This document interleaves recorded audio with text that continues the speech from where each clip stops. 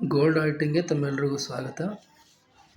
ಇವಾಗ ನೀವೇನು ನೋಡ್ತಾ ಇದ್ದೀರಲ್ಲ, ಈ ಐಟಮ್ ಏನಿದೆ ಅಂದರೆ ಇದರಲ್ಲಿ ಕೆಲವೊಂದಿಷ್ಟು ಭಾಗ ಬಂಗಾರ ಇದೆ, ಕೆಲವೊಂದಿಷ್ಟು ಭಾಗ ಬಂಗಾರದ ಅಂಶ ಕಡಿಮೆ ಇರತಕ್ಕಂಥ ಐಟಮ್ ಇದು. ನನ್ನ ವೀಕ್ಷಕರಿಗೆ ನಾನು ಏನು ಹೇಳೋಕ್ಕೆ ಇಷ್ಟಪಡ್ತೀನಿ ಅಂದರೆ, ನೀವು ಈ ರೀತಿ ಐಟಮ್ನ ಪರ್ಚೇಸ್ ಮಾಡಬೇಕು ಅಂದರೆ ಯಾವಾಗಲೂ BIS ಹಾಲ್ಮಾರ್ಕ್ ಇರೋದನ್ನೇ ಪರ್ಚೇಸ್ ಮಾಡಿರಿ. ಅದು 750 ಗೋಲ್ಡ್ ಆಗಿರ್ಬೋದು, 916 ಆಗಿರ್ಬೋದು, ಮತ್ತು 18 ಕ್ಯಾರೆಟ್ ಗೋಲ್ಡ್ ಕೂಡ ಆಗಿರ್ಬೋದು. ನೀವು ಈ ರೀತಿ ಐಟಮ್ನ ಪರ್ಚೇಸ್ ಮಾಡೋದ್ರಿಂದ ಏನಾಗುತ್ತೆ ಅಂದರೆ ಮೋಸ ಹೋಗೋ ಸಾಧ್ಯತೆಗಳು ಜಾಸ್ತಿ ಇರುತ್ತೆ. ವಿಡಿಯೋದಲ್ಲಿ ನೀವು ನೋಡ್ಬೋದು, ನಾನು 5 ರಿಂದ 6 ಲೇಯರ್ನ ಗೋಲ್ಡ್ ಅಪ್ರೈಸ್ ಮಾಡಿದ್ದೀನಿ.